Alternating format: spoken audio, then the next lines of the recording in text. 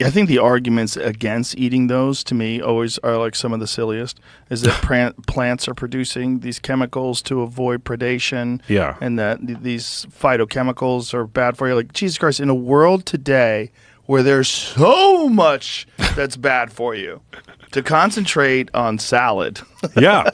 seems fucking crazy. I don't think anybody's dying from salad. You know, I don't think you should live off salad.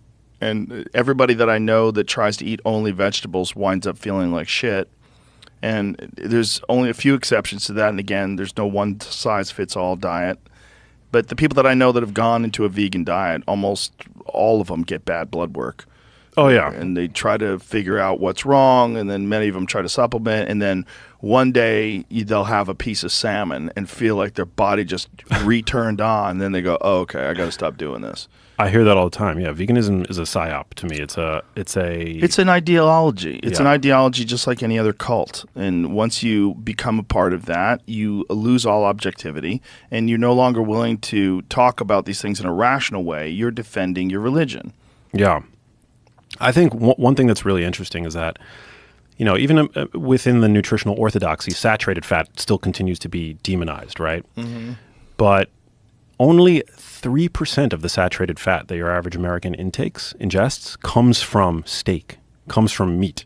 The vast majority of saturated, like if you were just to accept that saturated fat is the worst dietary nutrient one might ingest. By the way, that's a PSYOP. Yeah. Literally from the sugar company. Because saturated fat, a fat isn't a fat. Like, are we talking about saturated fat in dairy? Because that seems to have no negative cardiovascular impact, right? But 3% comes from red meat, excluding mixed dishes. The vast majority of saturated fat that your average American ingests comes from desserts, comes from mixed dishes like pizza, lasagna, egg rolls, things like that. Good stuff. Dairy. Yeah. You're making me hungry. But it's like we've demonized steak, right? Which is like one of the most nutrient-dense things a person can eat, right? Yeah, we're in a very strange position, this country at least, is with regards to our understanding of what is actually good and not good for you. You know, when I tell people that I eat mostly meat, they're like, what about your cholesterol? I'm like, it's like to try to walk them down the rabbit hole of good cholesterol, bad cholesterol, a balance of cholesterol as it relates to plaque in the in your arteries. Like, what's really wrong? And is it actual food that most people eat? Is that really what the problem is? Because I doubt that it is. I doubt that it's meat. I doubt that it's eggs. I doubt that that's the problem. And when people are willing to readily consume this processed bullshit on a daily basis, but then demonize steak, I'm like, that is one of the dumbest things that we have become accustomed to. This idea that a steak is delicious, but it's ultimately bad for you. Yeah. No, it's we should consume less meat. Bill Gates saying it with a big pot belly. Yeah. Like, Jesus Christ. No, it's crazy. I mean, especially contextually today with you look at health statistics, right? Like 1 in 2 people are almost obese today. 40% of people are obese today. And by the year 2030, half are going to be not just overweight, but clinically obese. Okay. Half of adults today have some degree of insulin resistance, right? We know that 90% of adults have some degree of metabolic dysregulation if you factor in things like waist circumference, low HDL triglycerides, and things like that. And so for a health expert today to demonize any whole food to me is just absurd and actually really unethical. And red meat is again and again it comes up on these lists in the data as one of the most nutrient-dense foods. I mean, it provides the most bioavailable source of iron, heme iron, right? I mean, iron deficiency anemia is still a major global health problem, last I checked, and red meat is the ultimate iron supplement. It's highly bioavailable. It provides zinc. It provides creatine. It provides carnosine, carnitine, all these really incredible and valuable micronutrients. And again, when talking about steak, that's where 3% of the saturated fat is. So what's wrong with steak? What's the big problem with it from a health standpoint? I don't think there is any, to be honest. And yet there's people that will tell you need to eat less. Yeah. Which is just like so strange. Like, well, our beef consumption actually over the past few decades has declined. Our chicken consumption has gone up, but we are eating less red meat. And look at our health is trending worse and worse and worse.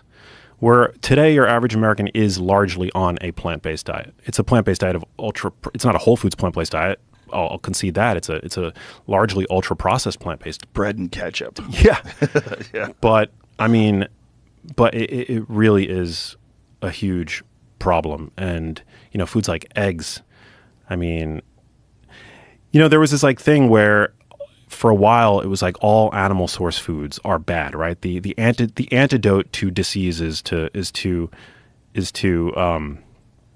shun all animal source foods, right? But then we started to see, oh, wait a minute, fish is actually associated with better health outcomes. So let's like eat more fish. And then the data came out showing us that, oh, wait a minute, cholesterol, this nutrient that we've demonized for decades, actually has no downside with regard to cardiovascular risk. For the vast majority of people, consuming dietary cholesterol, very little impact on serum cholesterol, right?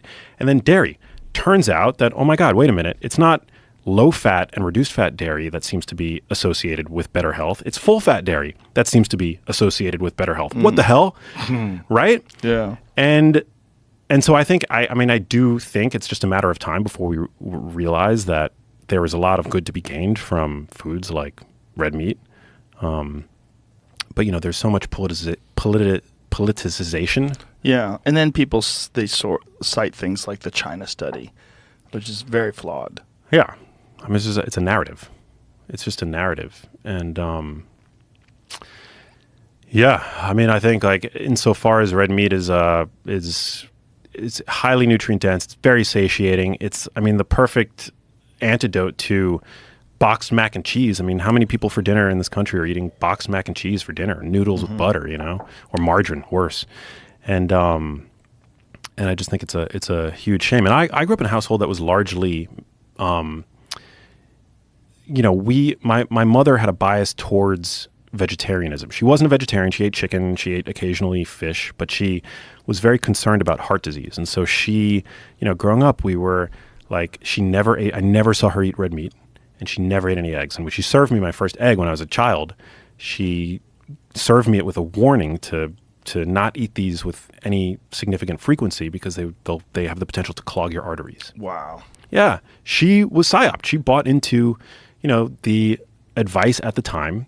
She didn't have the internet. She wasn't, online, but whatever the magazines or the TV, the nightly news would share about healthy eating, and certainly whatever the marketing, in the supermarket as she was pushing her shopping cart around the supermarket aisle, anything with a red heart healthy logo on it would end up in my shopping cart at some point, make its way through my kitchen.